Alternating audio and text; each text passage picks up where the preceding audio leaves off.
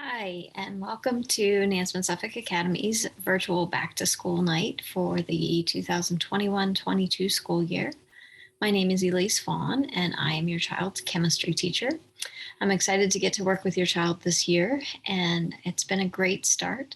Students have adapted really well to returning to the old schedule. They're mastering dropping 2 classes and taking 5 every day, and adjusting to the demands of a new schedule. Let me tell you a little bit about myself and then our expectations for the class, and I will look forward to hearing from you for any questions or further clarification. So about me, as I said, my name is Elise Fawn. I began teaching at Nansemond Suffolk Academy 8 years ago. This is my 8th year in the classroom. And prior to entering the classroom, I was a chemist in industry. So chemistry is really my passion. It is the science that I chose to study. It is science that I love, and I really enjoy sharing that passion with our students. I do recognize that for many of our students, chemistry is not going to be used by them after they walk out of my classroom in May or June. And so I find every way that I can to make chemistry relevant to their everyday lives. And I really use chemistry as a vehicle to teach them skills that they will use in every aspect of their lives. So that's critical thinking, that's problem solving skills, it is critical reading of resources and understanding how to be a thoughtful and informed citizen scientist. So let's jump into expectations for my class and how the classroom is run.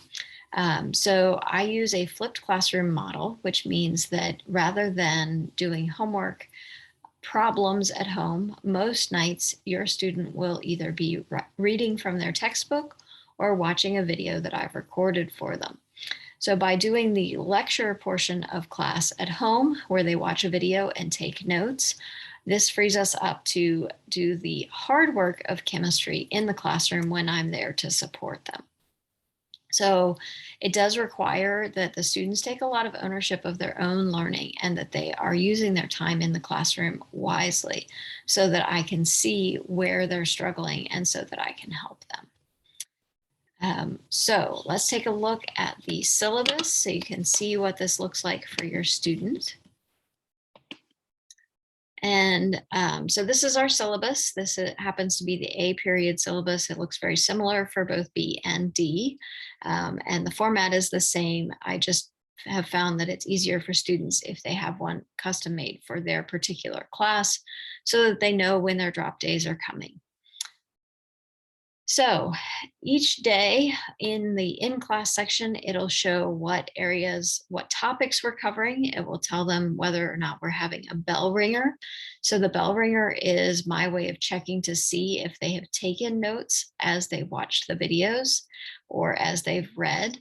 It's a few simple questions that should be able to be answered from their notes. And so that gives them, it's usually a Google form so that they get quick feedback. Occasionally it is on paper. Any activity that we're doing in class that has a handout will be linked here. So you can see here that this tells them how to do test corrections. We have data tables that they'll be filling out. This is a link to the lab that they'll be doing later in the week. So anything that is blue and underlined is going to be a link. Their homework, watching the video, is also linked on here.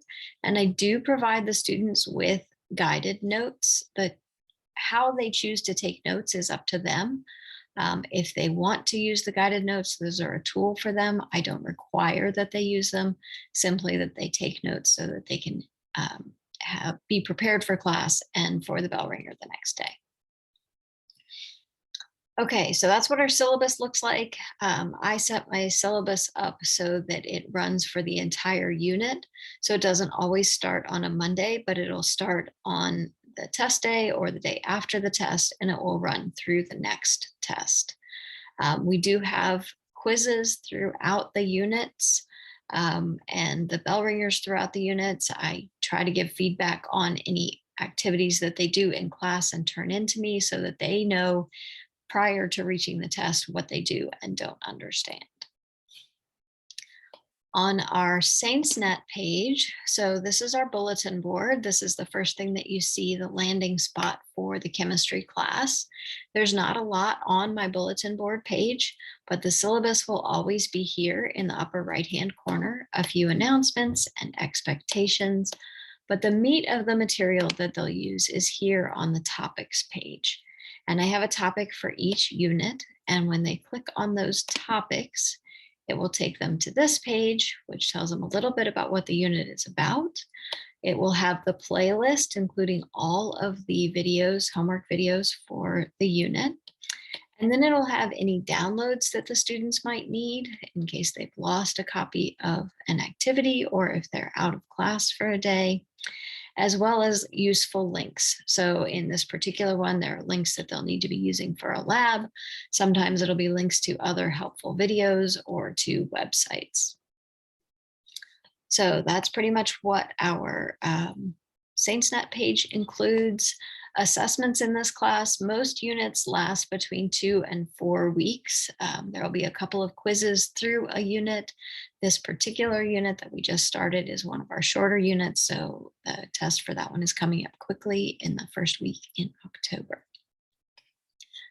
I look forward to meeting you. It's been a great start to the school year for our students and for me.